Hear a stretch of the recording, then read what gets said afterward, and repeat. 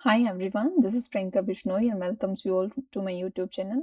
ये आज हमारी 7th क्लास है। हम 6 क्लासेस कर चुके हैं। हर क्लास में 30 क्वेश्चंस करे हैं। इसमें भी आज हम 30 क्वेश्चंस करेंगे। जो जैन 2024 में VYQs आए हैं वो करेंगे।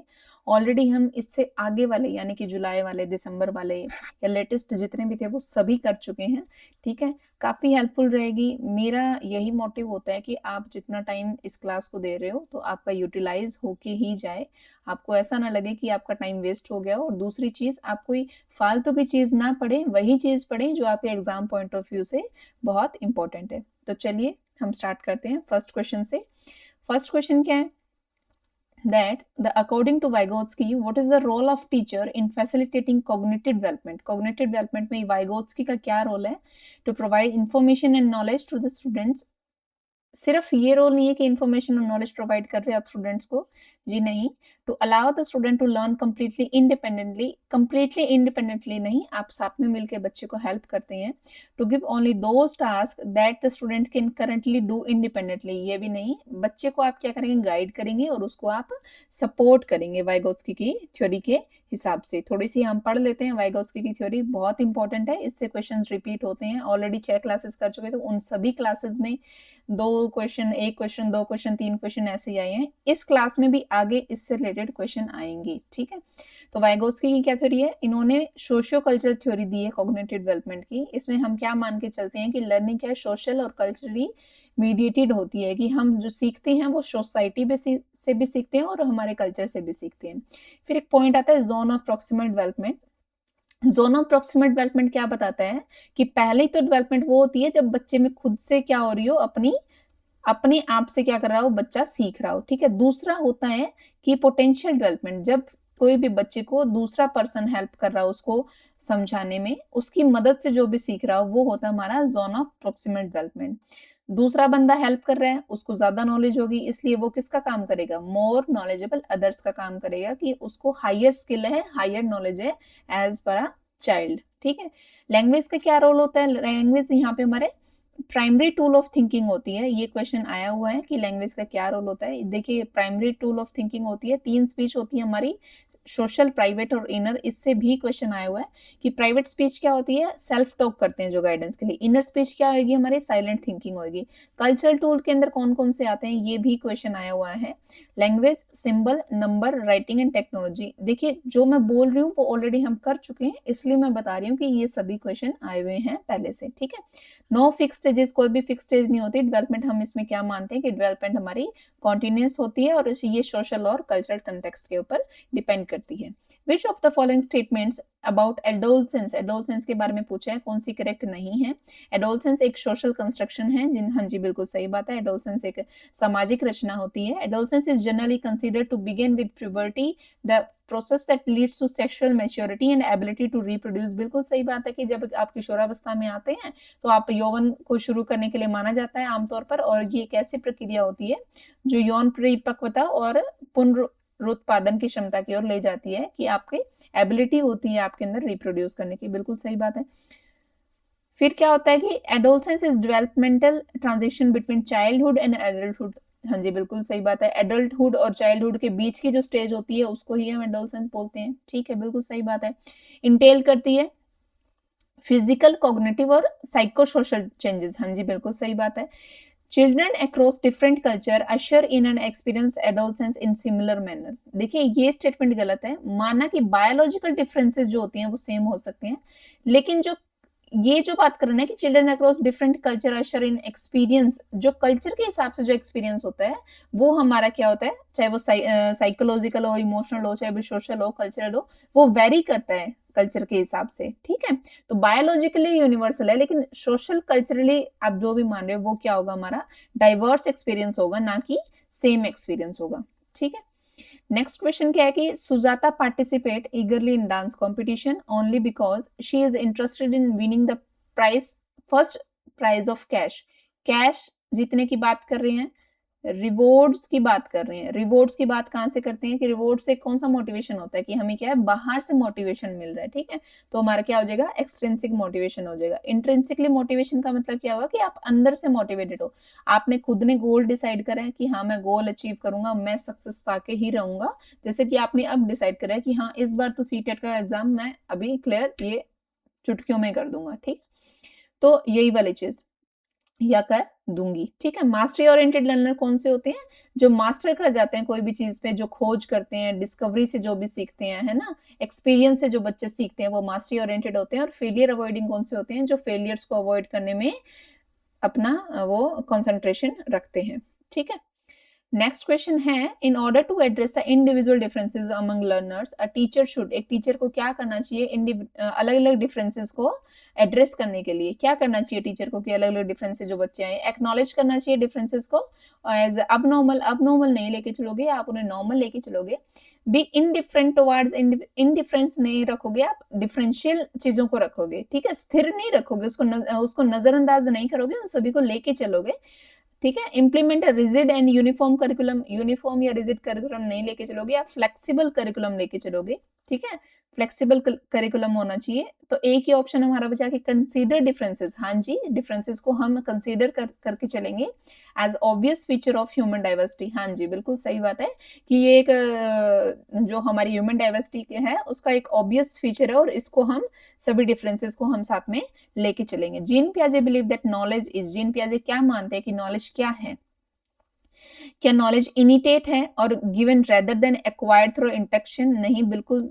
ये गलत बात है जीन पियाजे क्या मानते हैं कि बच्चा का जो कोग्निशन स्किल्स होती है ना वो इनिटेट होती है इनेट वो क्या होती है कि जो बच्चे की जीन पियाजे के हिसाब से एक्वायर्ड इंटरेक्शन से क्या सॉरी इनिट innate and given rather than acquired through interaction Jean पियाजे क्या मानता है कि हम इंटरेक्शन से सीखता है बच्चा जितना ज्यादा अंदरूनी नहीं इंटरेक्ट करेगा ना जितना ज्यादा उतना ज्यादा सीखेगा ठीक है तो ये वाली स्टेटमेंट गलत हो गई को constructed in instructions and more knowledgeable other इसकी बात हम अभी हमने पढ़ी है किसने करी थी वाइगोस्की ने करी थी मोर नॉलेजेबल अदर्स की बात a visible behavioural change that can be measured with reliability Jean पियाजे ने कॉग्निशन की बात करी है ना कि बिहेवियरल चेंज की बात करी तो हमारा आंसर क्या हो जाएगा option number 1 constructed by the child child construct करता है rather than being passed passively from the environment ना कि सीधा एनवायरनमेंट से कोई चीज उसके अंदर आ रही है वो कंस्ट्रक्ट करता है इंटरेक्ट करके सीखता है ठीक है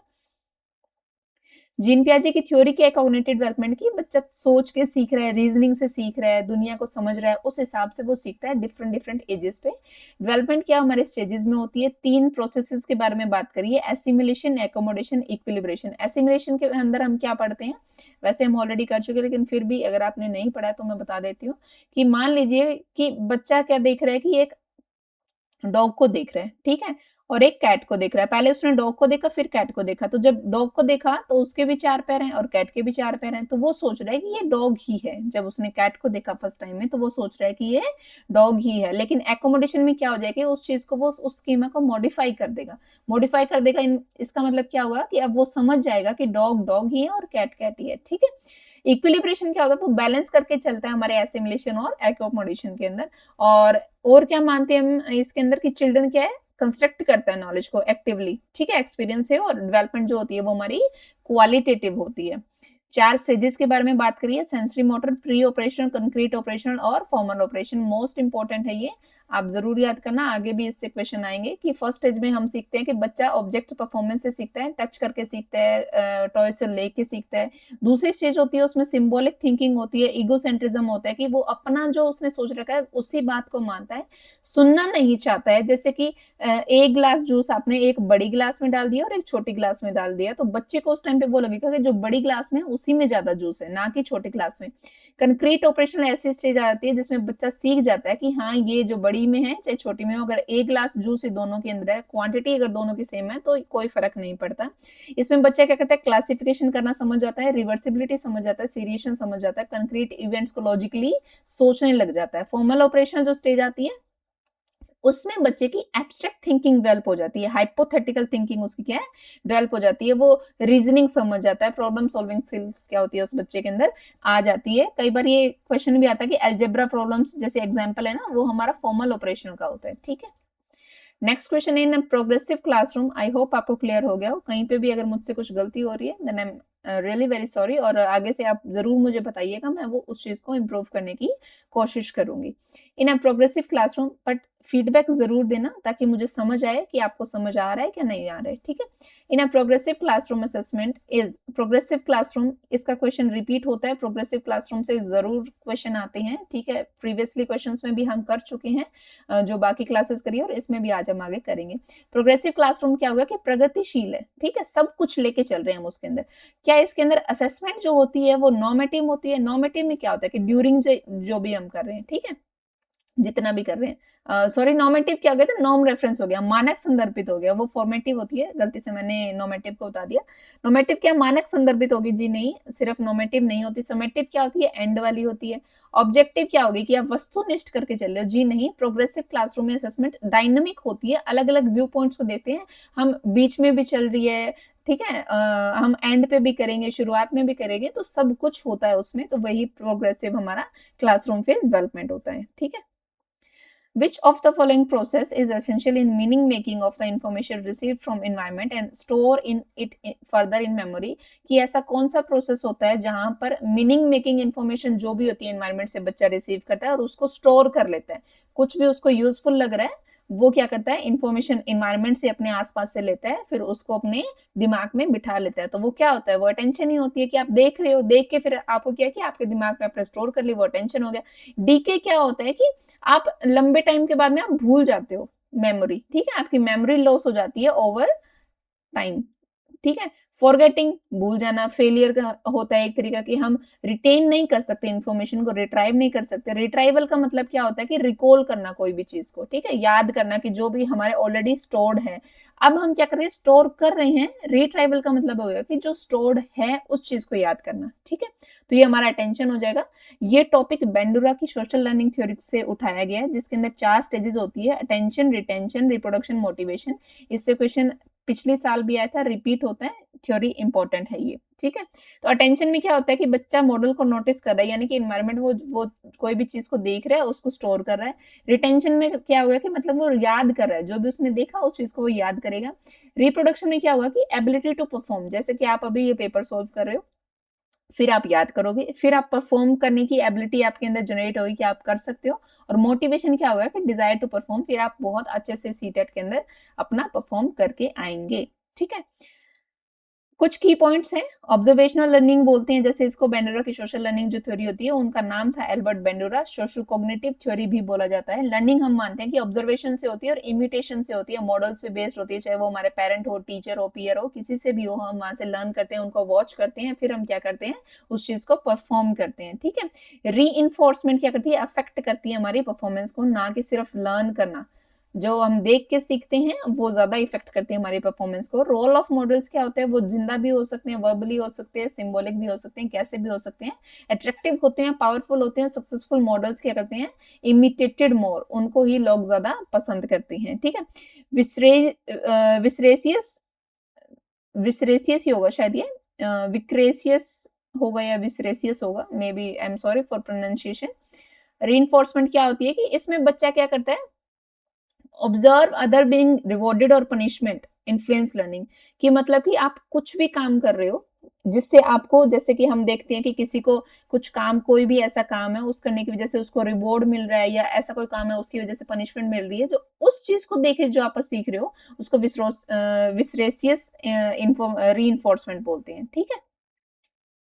नेक्स्ट क्या है, कॉग्निटिव फैक्टर्स इंपॉर्टेंट होते हैं, हाँ जी बिल्कुल सही बात है, इसकी थ्योरी में कॉग्निटिव फैक्टर्स इंपॉर्टेंट है। रेसिप्रोकल की बात करते हैं हम, डिटर्मिनेशन की, ठीक है, और सेल्फ एफिकेसी होती है कि बिलीव करते हैं खुद की एबिलिटी में कि हाँ हम परफॉर्म कर सकते हैं जो भी हमने देखा है।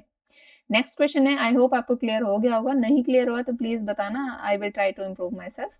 Which of the following is an example of question that require student to analyse information, ऐसा एग्जाम्पल बताइए क्वेश्चन का जो रिक्वायर करते हैं स्टूडेंट को कि इन्फॉर्मेशन को वो एनालाइज करे। तो एनालिसिस करके बताना, कौन सा क्वेश्चन बताता है what is the plot of the novel. Plot of the novel कोई एनालिसिस थोड़ी कर रहे हैं, डायरेक्ट हम बता रहे हैं कि क्या प्लॉट है नॉवल का, ठीक है। थीम क्या है वो भी डायरेक्ट बता देंगे। हु इज द उसका नायक, प्रोटेगोनिस्ट कौन है या नायक कौन है, ये भी डायरेक्ट बता देंगे कि कैसे करा, how does the author use symbolism, symbolism को उन्होंने कैसे यूज करा, ये हम कैसे बताएंगे, हम एनालाइज करके बताएंगे। तो प्लॉट ऑफ द नॉवल का मतलब क्या होगा कि हम सीधा रिकॉल करेंगे, समझ के करेंगे, थीम भी हम समझ के बता देंगे, है ना। और जो नायक है उसको भी हम याद करके बता देंगे कि क्या था, है ना। तो ये इसका करेक्ट आंसर हो जाएगा। Teacher should constantly reflect on their own stereotype, बिल्कुल सही बात है। अपनी सोच पे टीचर को ज़रूर ध्यान देना चाहिए। ये क्वेश्चन रिपीट हुआ है प्रीवियस ईयर में, 2 से 3 बार क्वेश्चन आ चुका है ये कि टीचर को अपने अपने ऊपर क्या करना चाहिए, स्टडी करना चाहिए, अपनी बायसनेस को, स्टीरियोटाइप को उसको रिफ्लेक्ट करना चाहिए। दूसरी स्टेटमेंट क्या है कि culturally responsive teaching means the teacher are reflective. क्या मानते हैं कि हाँ, बिल्कुल सही बात है। कल्चरली जो रिस्पॉन्सिव टीचिंग होती है उसमें हम यही मान के चलते हैं कि टीचर क्या हमारा रिफ्लेक्टिव है, और यह इसको क्या कर सकता है, डिफाइन बिल्कुल अच्छे तरीके से करा कि वो रिफ्लेक्टिव है, तभी तो खुद को एनालाइज कर रहे हैं, है ना। तो दोनों स्टेटमेंट बिल्कुल सही है और ये इसको सही तरीके से एक्सप्लेन भी कर रहा है। Question number 10, the central argument of Carol Gilligan critique of Kohlberg theory of moral development. तो कैरोल गिलिगन जो थी, उन्होंने कॉलबर्ग की थ्योरी को क्या करा है, क्रिटिसिज्म करा है। कि किस बात के लिए करा है, क्या वो ओवर एस्टिमेशन के लिए करा है कि चिल्ड्रन की मोरल एबिलिटीज, जी नहीं। उन्होंने use of experiment design in studying children, जी नहीं। एंड एजुकेशनल, ये तीनों पॉइंट रेलेवेंट नहीं है, सिर्फ एक ही पॉइंट रेलेवेंट है कि एथिक्स ऑफ केयर। इन्होंने क्या माना, कैरोल गिलिगन जो है, इन्होंने माना कि ये सिर्फ मेल सेंट्रिक बात कर रही हैं, जस्टिस की बात कर रही हैं, लेकिन उन्होंने केयर्स को तो इंक्लूड ही नहीं करा, ठीक है। फीमेल, इस वजह से उसको फेमिनिस्ट पर्सपेक्टिव बोला जाता है। थोड़ा सा अच्छे से समझ लेते हैं। जो कैरल गिलगन थी, उन्होंने बोला था कि इन्होंने देखा है, ध्यान ही नहीं दिया कि ये रिलेशनशिप और रिस्पॉन्सिबिलिटी, इन चीजों को उन्होंने क्या कर दिया, ओवरलुक कर दिया है। कॉलबर्ग की थ्योरी क्या होती है मॉरल डेवलपमेंट की, थोड़ा सा पढ़ लेते हैं क्विकली। कॉलबर्ग ने बताई थी मोरल रीजनिंग की पे हम क्या करते हैं, फोकस करते हैं। मेथड क्या होता है, मोरल डायनामा से हम सीखते हैं, ठीक है। जीन पियाजे से ये इन्फ्लुएंस है। की कैरेक्टरिस्टिक्स कौन से होते हैं डेवलपमेंट, हमारे सीक्वेंशियल होती है, ठीक है। रीजनिंग ज्यादा इंपॉर्टेंट है बिहेवियर से। हर एक स्टेज पे रीजनिंग होती है कि किस कारण बच्चे में ये चेंज आ रहा है। हर कोई क्या करता है, हायर स्टेजेस पे पहुंच नहीं पाता है। क्रिटिसिज्म हुए थे इसके, कल्चर बायसनेस है इस वजह से, जस्टिस ओवर एम्फेसिस हो रहा है जस्टिस के ऊपर इस वजह से, और ये केयर बेस्ड मोरालिटी को इग्नोर कर रहा है इस वजह से। तो कॉरलबर्ग की जो ये स्टेजेस हैं, ये हमारे क्या स्टेजेस हैं इसकी, ये वाले स्टेजेस हैं और ये लेवल्स हैं, ठीक है। प्री कन्वेंशनल लेवल क्या होते हैं, दो आती है, ओबीडियंस एंड पनिशमेंट और सेल्फ इंटरेस्ट की बात करते हैं। इसमें हम क्या समझते हैं कि कुछ भी गलत कर रहे हो, सही वही करो जो पनिशमेंट से बच जाओ। कि कुछ उसको कोई वॉलेट पर्स मिल गया है किसी को, तो वो क्या सोचता है कि अगर मैं इसको रखूंगा तो मैं पकड़ा जाऊंगा और मेरे को सजा मिलेगी। सेल्फ इंटरेस्ट और एक्सचेंज में क्या करता है कि मैं ये वॉलेट तभी दूंगा, मैं ये पर्स आपको तभी वापस दूंगा अगर आप मेरे को कुछ न कुछ रिवॉर्ड देंगे, ठीक है। जो बेनिफिट के बारे में सोचे। सेकंड लेवल में क्या होता है, गुड बॉय गुड गर्ल बनने की बात करता है कि हम क्या मानते हैं कि मैं तभी इस स्टेज में क्या करता है, बच्चा क्या मान के चलता है कि अगर मैं रिटर्न नहीं करूंगा पर्स तो लोग क्या सोचेंगे कि मैं तो एक अच्छा बच्चा नहीं हूं। तो अच्छा बच्चा, अच्छा लड़का, अच्छा लड़की बनने के चक्कर में क्या होता है, ये वाले स्टेज के अंदर हम एंटर कर जाते हैं। लॉ एंड ऑर्डर क्या होता है कि लॉ एंड ऑर्डर को लेके चलना, कि किसी का भी वॉलेट अपने पास में रखना गलत है और ये लॉ के अगेंस्ट है। तीसरी लेवल आ जाती है, इसके अंदर हम क्या करते हैं, प्रिंसिपल्स पे बेस होती है, ठीक है। सोशल कॉन्ट्रैक्ट में जैसे क्या होता है कि लॉ हम वेलफेयर के लिए चेंज कर सकते हैं। अगर फॉर एग्जांपल अगर मैं मानूं कि चोरी अगर आप कर रहे हो किसी की जान बचाने के लिए, तो वो क्या होगी, जस्टिफाइड होगी। और ये क्वेश्चन रिपीट हुआ है ये वाली स्टेज के बारे में, ये ही वाली चीज की जस्टिफिकेशन कहाँ होती है, तो वो हमारी पोस्ट कन्वेंशनल स्टेज में, पोस्ट कन्वेंशनल लेवल में होती है। यूनिवर्सल एथिकल कंसेप्ट क्या मानता है कि जो ह्यूमन लाइफ होती है ना, ये सबसे ज्यादा इंपॉर्टेंट है, और ये वाला क्वेश्चन भी रिपीट हुआ है। Okay, learning from real life problems and concrete experiences gives the children multiple pathways for learning and retrieving information। बिल्कुल सही बात है कि रियल लाइफ एक्सपीरियंस करके बच्चा सीख रहा है, तो वो अलग अलग चीजें उसको मिल जाएगी सीखने के लिए। अलग अलग तरीके से वो बच्चा क्या सीखता है, उस चीजों को रिकॉल कर पाएगा, ध्यान में रख पाएगा। डेवलपमेंट इज रिलेटिवली ऑर्डरली और सीक्वेंशियल। हाँ जी, बिल्कुल सही बात है। इस पॉइंट ऑफ व्यू से तो हम ये सोच रहे हैं कि डेवलपमेंट क्या होती है हमारी, लेकिन ये जैसे रिलेट तो नहीं कर रहा है इसके साथ में, लेकिन अगर हम वैसे माने तो डेवलपमेंट क्या होती है हमारी सीक्वेंशियल या ऑर्डरली कैसे होती है कि हम सबसे पहले क्या सीखते हैं? सिंपल चीज़ों को सीखते हैं। सिंपल से हम किसकी तरफ जाते हैं? कॉम्प्लेक्स चीज़ों की तरफ जाते हैं। तो हो गई ना ये कि ऑर्डर और सीक्वेंस तरीके से। ठीक है? तो दोनों स्टेटमेंट सही है, लेकिन डेवलपमेंट वाला टॉपिक इससे रिलेट तो नहीं कर रहा है। तो दोनों स्टेटमेंट सही है, लेकिन वो उसको एक्सप्लेन नहीं कर रहा है। डिस्लेक्सिया क्या एक कंडीशन है which impact the learner ability, कैसे इम्पैक्ट करती है? ये क्वेश्चन रिपीट हुआ है, प्रीवियस ईयर में भी था। इमोशनल है और पिक्चर ड्रॉ करने के लिए, तो ड्रॉ करने के लिए हमारा कोई भी जो होगा वो इमोशनली अगर कुछ है तो वो इमोशनल बैरियर हो जाएगा हमारा, ना कि एक हमारी डिसेबिलिटी हो जाएगी। फिजियोलॉजिकल सोशलाइजेशन, ये सोशल सोशल वाली चीज हो जाएगी। सेंसरी और कोऑर्डिनेट बॉडी मूवमेंट्स, ये हमारा डिस्ग्राफिया हो जाएगा कि बॉडी मूवमेंट्स होती है कि वो सही से काम कर नहीं पा रहा है बच्चा। न्यूरोलॉजिकल होता है जी डिसलेक्सिया। ठीक है, साउंड से बच्चा अच्छे से सीख सकता है, ये क्वेश्चन रिपीट हुआ है। यही सेम क्या है, साउंडनेस की बात करी थी हमने कि डिसलेक्सिया वाले बच्चे को कैसे हेल्प करी जा सकती है। तो साउंड से क्या कर सकते हैं, बच्चा थोड़ा सीख सकता है। ठीक है, इमोशनल ड्रॉ पिक्चर देखिए कि किससे इमोशन से रिलेटेड है, अफेक्टिव डिसऑर्डर से रिलेटेड है, एंग्जाइटी डिसऑर्डर जैसे डिप्रेशन चीजें हो जाती है, उससे वो क्या कर सकता है, वैसे ही रिफ्लेक्ट करता है। फिजियोलॉजिकल या सोशल इंटरेक्शन हो गया, और हमारे सेंसरी क्या हो गया, डिस्ग्राफिया हो गया। ठीक है, developmental coordination disorder. Okay, next question क्या है, middle school teacher wants to enable meaningful learning by helping students make connection between concept and real world application. Teacher क्या चाहती है कि बच्चे कनेक्शन बना पाए कंसेप्ट्स में और रियल वर्ल्ड एप्लीकेशंस में। तो कौन सी एक्टिविटी वुड बी अप्रोप्रिएट, सबसे बेस्ट एक्टिविटी क्या होनी चाहिए कि बच्चे क्या करें, मेमोराइज करें, क्या उसको रट्टा लगाएंगे? जी नहीं। Students complete worksheet with multiple choice, क्या मल्टीपल चॉइस के साथ में करेंगे? नहीं, वो अपने तरीके से इलेबोरेट करेंगे ना उसको, है ना। फिर क्या है कि let the children learn by the method of stimulus response conditioning. जी नहीं, वो क्या करेगा, बच्चा क्या है अपने आप से करे।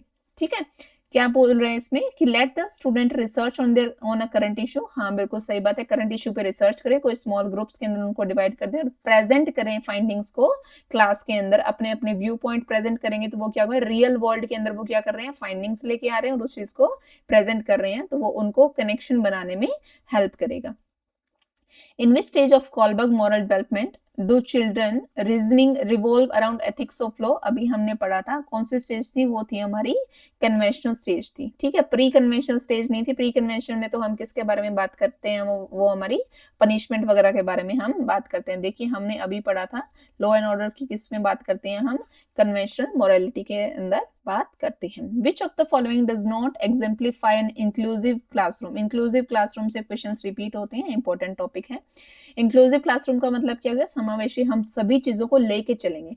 इनकॉर्पोरेशन कर रहे हैं डाइवर्स पर्सपेक्टिव को हम, जिस बिल्कुल सही बात है, अलग अलग पर्सपेक्टिव को हम इनकॉर्पोरेशन करेंगे, सभी को लेके चलेंगे, अलग अलग दृष्टिकोण है जो उन सभी को हम लेके चलेंगे, बिल्कुल सही बात है। फॉलो कर रहा है रीजनेबल एकोमोडेशन, एकोमोडेशन भी करेंगे कि जो भी हम क्या है, जो भी चीजें हमने गेन करी है, अलग अलग पर्सपेक्टिव लिए हुए हैं, डिफरेंट कल्चर का है, डिफरेंट स्टूडेंट्स का है, तो उसको एकोमोडेशन निकालेंगे, उसके लिए एक प्रॉपर एकोमोडेशन को हम फॉलो करेंगे, बिल्कुल सही बात है। उचित समावेशन का हम पालन करेंगे।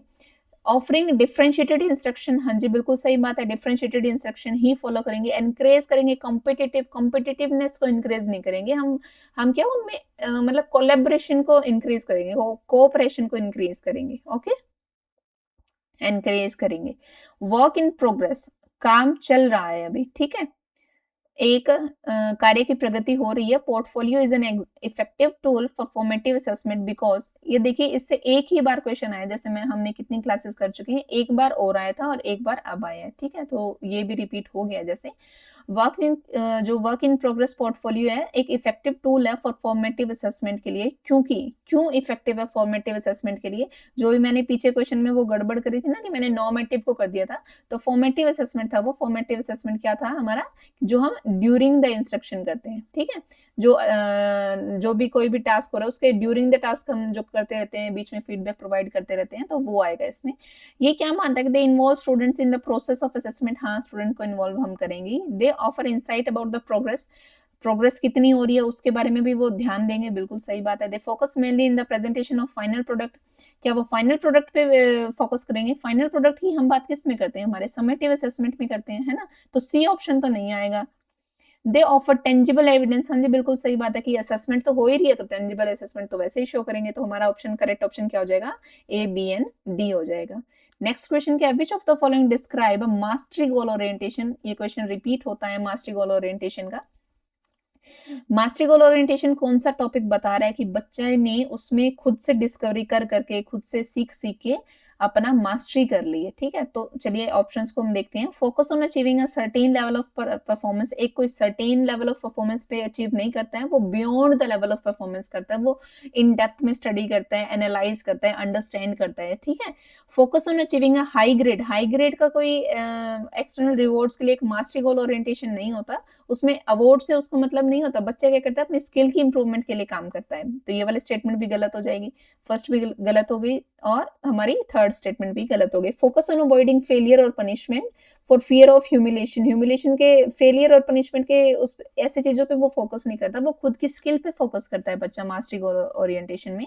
समझता है टास्क और अच्छे तरीके से उसके बारे में खोज निकाल के करता है, ठीक है, उसकी डिस्कवरी करता है टॉपिक की, उसको अच्छे से इन डिटेल में समझता है। Question number 18, which of the following best describe the role of teacher in progressive education. देखिए इसी के अंदर ये सेकंड टाइम रिपीट हो गया ये वाला टॉपिक कि कौन सा है जो बेस्ट डिस्क्राइब करेगा role of teacher in progressive education. The teacher is the primary source of knowledge and authority in the classroom. क्या टीचर एक प्राइमरी सोर्स ऑफ नॉलेज है और अथॉरिटी, टीचर प्राइमरी सोर्स नहीं होता प्रोग्रेसिव एजुकेशन में, student primary source of knowledge होता है, ठीक है।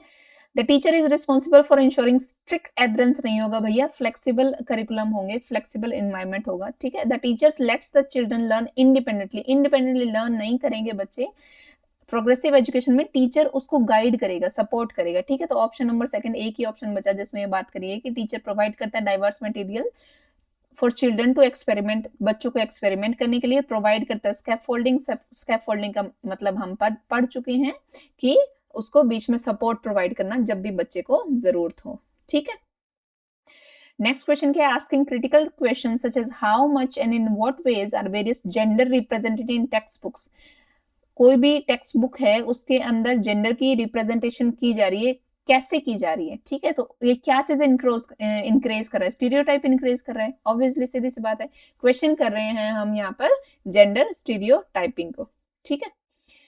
According to Jean Piaget, the ability to use symbols for symbols such as letting the letter x stand for an unknown numeral, जैसे कि हम क्या मानते हैं कि हम जैसे क्वेश्चन सॉल्व करते हैं तो हम मानते हैं ना कि लेट x मान के चलते हैं ना, तो वो वाली चीज कब डेवलप होती है, develop during and enable the children, कौन सी स्टेज में डेवलप होती है, तो वो ये वाली चीजों को सोल्व कर रहा है तो वो कौन सी स्टेज में होगी, हमारे फॉर्मल ऑपरेशन स्टेज में होगी, है ना। और x मान के चल रहे हैं तो कैलकुलेशन कर रहे हैं तो अलजेब्रा एंड कैलकुलस हमारा हो जाएगा। ये वाली स्टेजेस हमने अभी पढ़ी थी, इसमें मैंने बताया भी था कि एब्स्ट्रैक्ट और हाइपोथेटिकल थिंकिंग क्या होती है, फॉर्मल ऑपरेशन में होती है, और हम अलजेब्रा प्रॉब्लम्स को हम सॉल्व करना यहाँ पर सीखते हैं, ओके। नेक्स्ट क्वेश्चन क्या है कि Alok shows the following behaviours, ये बिहेवियर शो कर रहा है, होल्ड हेड को पकड़ रखा है इन एन ऑकवर्ड पोजीशन के अंदर, and reading, squinting and rubbing the eyes, आंखों को मल रहा है वो, तो रेडनेस हो गई, स्वेलिंग हो गई, आईज पे कंफ्यूजन लेटर्स है उसके अंदर, उसको लेटर्स दिखाई नहीं दे रहे सही से, तो सिम्टम्स किसके उसकी आंख में प्रॉब्लम है तो देखने से ही होगा ना। लैंग्वेज का क्या होता है कि भाषा से प्रॉब्लम है आपको, भाषा लिखने में, याद करने में, रीड करने में, लिसन करने में। ऑटिज्म क्या होगा कि बच्चा क्या रिपीट कर रहा है चीजों को, है ना, या फिर वो मतलब कि हाईली सेंसिटिव है बच्चा, वो हो जाएगा, ऑटिज्म से क्वेश्चन आता है, ठीक है। कम्युनिकेशन डिसऑर्डर क्या है कि वो बातचीत वो अच्छे से नहीं कर पा रहा है, कम्युनिकेट नहीं कर पा रहा है, तो एक ही ऑप्शन बचा हमारा विजुअल प्रॉब्लम्स, ठीक है। In an inclusive classroom adaptation should be made in learning goals, pedagogical strategies as well as assessment. Inclusive classroom में हमारे क्या एडेप्टेशन क्या होती है, लर्निंग गोल्स पे एडेप्टेशन हम कैसे करते हैं, लर्निंग गोल्स के हिसाब से, हमारे स्ट्रेटजीज के हिसाब से और असेसमेंट के हिसाब से, बिल्कुल सही बात है। The philosophy of inclusion, inclusion की जो फिलॉसफी है वो एडवोकेट करती है एलिमिनेट करना इंडिविजुअल डिफरेंसेस को, हम एलिमिनेट नहीं करते हैं भैया, लेके चलते हैं इंडिविजुअल डिफरेंसेस को, तभी तो हम प्रॉपर्ली एकोमोडेशन कर पाते हैं, है ना। तो ये फर्स्ट स्टेटमेंट सही है, असर्शन बिल्कुल सही है, और रीजनिंग हमारी क्या है यहाँ पर गलत हो जाएगी। According to Vygotsky, children benefit from the experience of interacting with while working their zone of proximal development. Zone of proximal development पे हमने क्या समझा था कि बच्चे को थोड़ा सा कोई जो भी उससे ज्यादा समझदार है, मोर नॉलेजेबल अदर जो है वो उसको सपोर्ट प्रोवाइड करेगा। तो बिल्कुल सही बात है। अब दो ऑप्शन दे दिए विद इन, हाँ जी विद इन आ रहा है ना, जोन ऑफ प्रोक्सिमल डेवलपमेंट के अंदर आ रही है ये वाली चीज, तो विद इन हो जाएगा। ओके, ये वाइगोत्स्की थ्योरी हमने पढ़ी थी। जोन ऑफ प्रॉक्सिमल डेवलपमेंट में हमने पढ़ा था कि बच्चा एक अकेला खुद से क्या कर पाता है, एक दूसरे की हेल्प से क्या कर पाता है, और दूसरा हेल्प करने वाला कौन होगा, जो मोर नॉलेजेबल अदर पर्सन होगा वही होगा। ठीक है, नेक्स्ट क्वेश्चन क्या है, teacher notice that one of our students is highly distractible and has trouble paying attention during class. उसको प्रॉब्लम आ रही है, वो ज्यादा डिस्ट्रैक्शंस क्रिएट कर रहा है और उसको अटेंशन भी नहीं देने दे रहा है। Which of the following strategy would is effective strategy in helping the student stay focus. तो टीचर क्या कर सकता है कि बच्चा अगर परेशान कर रहा है तो टीचर क्या करेगा कि उसको रिपीट करवाएगा टास्क को, जी नहीं बिल्कुल भी नहीं करवाएगा। स्ट्रिक्टली उसको हैंडल करेगा, स्ट्रिक्टली हैंडल करेगा तो ये एक अच्छी टीचिंग लर्निंग एनवायरनमेंट क्रिएट नहीं कर पाएगा। उसके पेरेंट्स को बुला देगा और स्ट्रिक्ट एक्शन लेगा, जी नहीं वो भी नहीं कर सकता। क्या करेगा, बच्चे को टाइमर दे देगा कि अपने आप को रेगुलेट करने का, उसको टाइम मैनेजमेंट करने के लिए उसको टाइमर दे देगा, और यही एक अच्छा सुझाव हो सकता है इस टाइम पे। ठीक है, question number 25, the students are more likely to do well and stay in school if they are emotionally attachment to their school and believe that they matter। अगर बच्चे मानते हैं कि वो स्कूल के लिए बहुत जरूरी हैं, वो बहुत अच्छे हैं और एक वैल्यूएबल फील करते हैं, तो बिल्कुल सही बात है, वो अच्छा परफॉर्म करेंगे। ठीक है, और उनकी इमोशनल अटैचमेंट भी हो जाएगी, बिल्कुल सही बात है। Emotions play a significant role in learning, बिल्कुल सही बात है, इमोशनल लर्निंग में बहुत इंपॉर्टेंट रोल प्ले करते हैं। इस वजह से ये वाले स्टेटमेंट क्या इसको करेक्टली एक्सप्लेन कर भी रही है। ओके, तो ऑप्शन नंबर 1 बिल्कुल करेक्ट हो जाएगा। विच of the following is a core principle of constructivism. Constructivism की बात कर रहे हैं, रचनावाद की बात कर रहे हैं कि बच्चा एक्टिवली क्या कर रहा है, कंस्ट्रक्ट कर रहा है अपनी नॉलेज को। ठीक है, teacher should provide direct instruction, teacher direct instruction provide नहीं करेगा, ना ही एक्सप्लिसिट गाइडेंस प्रोवाइड करेगा। बच्चा अपने आप से सीख रहा है, कंस्ट्रक्ट करके सीख रहा है। ठीक है, learning occurs when students receive correct answer and feedback from teacher, जी नहीं, बच्चा खुद से सीख रहा है, एक्टिवली एंगेज हो रहा है एनवायरनमेंट के अंदर। तो खाली आप फीडबैक या करेक्ट आंसर से नहीं सीख सकते हो, ये तो बहुत ही लोअर लेवल ऑफ नॉलेज हो जाएगी। लर्निंग इज प्राइमली पैसिव नहीं होती, लर्निंग एक्टिव होती है, जिसमें मेमोराइज नहीं करते, उसको अच्छे से समझते हैं चीजों को। तो कंस्ट्रक्टिविज्म किससे रिलेट कर रहा है, ऑप्शन नंबर 3 बचा ही एक है। ठीक है, कि बच्चा क्या कर रहा है, अपनी नॉलेज को एक्टिव एंगेजमेंट के थ्रू क्या कर रहा है, कंस्ट्रक्ट कर रहा है। कभी भी क्वेश्चंस में आप कंफ्यूज हो जाओ, वहां पर आप कोई भी ऐसा ऑप्शन देखो जहां पर बच्चा क्या है, एक्टिवली रोल प्ले कर रहा है, आप उसी ऑप्शन को टिक कर देना, आपका आंसर निकल जाएगा। ठीक है, क्वेश्चन नंबर 27 हमें क्या बताता है, the less able a child is to do a task the more direction the teacher should give. अगर बच्चे में एबिलिटी कम है, एबिलिटी क्या है, बच्चे में कम है, तो टीचर को क्या करना चाहिए, ज्यादा डायरेक्शन देनी चाहिए। बिल्कुल सही बात है, टीचर को अच्छे तरीके से समझाना चाहिए उसको। And as a child can do more and more, जब बच्चा क्या है कि उसकी एबिलिटी इंक्रीज हो जाए तो टीचर को क्या करना चाहिए, अपना रोल कम कर देना चाहिए। बिल्कुल सही बात है, teacher should help less and less, बिल्कुल सही बात है। Intelligence can not be accurately measured by IQ, बिल्कुल सही बात है, लेकिन ये इससे रिलेट तो कहीं से भी नहीं कर रहा। ठीक है, तो दोनों स्टेटमेंट तो करेक्ट है, लेकिन ये इसको एक्सप्लेन नहीं कर रहा है। नेक्स्ट क्वेश्चन क्या है, which of the following characteristics the process of socialization की बात कर रहे हैं, इनमें से कौन सी चीज है जो जो एक करेक्टराइज कर रही है सोशलाइजेशन के प्रोसेस को। क्या वो लीनियर प्रोसेस होता है, जी नहीं, सोशलाइजेशन हमारा लीनियर प्रोसेस नहीं होता है, वो हमारा कॉम्प्लेक्स प्रोसेस होता है। तो ये वाले स्टेटमेंट तो नहीं आएगी, ए नहीं आएगा, ए नहीं आएगा तो एक ऑप्शन और दो ऑप्शन तो वैसे ही कट हो गए। कॉम्प्लेक्स प्रोसेस होता है, हाँ जी बिल्कुल सही बात है। मल्टी डायमेंशनल होता है, हाँ जी बिल्कुल सही बात है। It take place uniquely in different culture, बिल्कुल सही बात है। चाहे अगर आप कोई अगर सीधी अगर विलेज की यूनिकनेस लगाएं तो हर एक गांव एक अलग यूनिकनेस है, अगर कोई सिटी की लगाएं तो हर सिटी की एक अलग यूनिकनेस है, अगर हम स्टेट की लगाएं तो हर स्टेट अपने आप में एक यूनिक है, और अगर हमारे इंडिया की लगाएं तो इंडिया भी बाकी देशों से यूनिक है। ठीक है, तो ये स्टेटमेंट हमारी सही हो जाएगी। तो तीनों स्टेटमेंट बिल्कुल सही है, बी सी डी, और यही हमारा करेक्ट ऑप्शन हो जाएगा। There is no objectively definable moment when a child enter middle childhood और एडोलसेंस। ऐसी कोई ऑब्जेक्टिवली डेफिनेबल मोमेंट नहीं है जहां पर बच्चे क्या एंटर करता है, मिडिल चाइल्डहुड। हाँ बिल्कुल सही बात है कि चाइल्डहुड से वो एडोलसेंस में कब जा रहा है, ये कॉन्टिन्यूस चलता रहता है ना, तो एक डेफिनेबल मोमेंट नहीं होती। बिल्कुल सही बात है, development is continuous in nature, हाँ जी बिल्कुल सही बात है कि डेवलपमेंट कॉन्टिन्यूस होती है। इसी वजह से तो हम क्या कि नेट कोई मोमेंट बता नहीं पाते, ठीक है। तो ये स्टेट जो रीजन है हमारा करेक्टली उसको एक्सप्लेन भी कर रहे हैं। तो दोनों स्टेटमेंट बिल्कुल ट्रू है और ये इसको एक्सप्लेन कर रहा है। तो आज का हमारा लास्ट क्वेश्चन है, an elementary school teacher can strongly influence students development of academic self concept. Academic self concept को कैसे इन्फ्लुएंस करता है कोई भी एलिमेंट्री जो स्कूल टीचर है ना, वो कैन स्ट्रांगली इन्फ्लुएंस स्टूडेंट की डेवलपमेंट। देखिए एलिमेंट्री स्कूल टीचर कैसे इन्फ्लुएंस कर सकते हैं कोई भी बच्चे की सेल्फ कंसेप्ट को, academic influence student development of academics. हाँ, बच्चे के एकेडमिक्स को एलिमेंट्री स्कूल टीचर कैसे कर सकता है, इनहेंस कैसे कर सकता है कि keeping very low expectation, expectation low नहीं रखेंगे, आप हायर रखेंगे कि हाँ हमारे बच्चे बहुत अच्छे से परफॉर्म कर सकते हैं, बहुत अच्छा कर सकते हैं, ठीक है। पनिश करेंगे, ऑटोनॉमी को पनिश नहीं करेंगे भाई।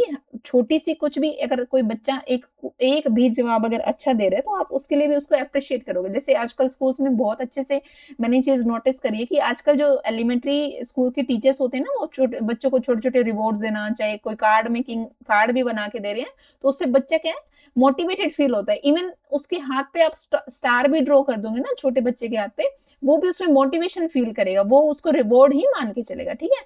तो रिवॉर्ड करेंगे हम ऑटोनॉमी को और इनिशिएटिव बच्चे के अंदर वो क्या करेंगे, जो भी वो मतलब कि वो जवाबदेही में हम क्या करेंगे बच्चे को हेल्प करेगा कि बच्चा क्या कर रहा है कि वो मतलब कि हाँ मैं जवाब दूंगा, मैं जवाब दूंगा, ये होगा सभी बच्चों में, तो वो पहल करेगा अपना जवाब देने के लिए, ठीक है। और ये इस तरीके से हम क्या कर सकते हैं, उनके कंसेप्ट को हम डेवलप कर सकते हैं, ठीक है। आई होप आपको क्लियर हो गया होगा और आपने कितने स्कोर करे जरूर बताना।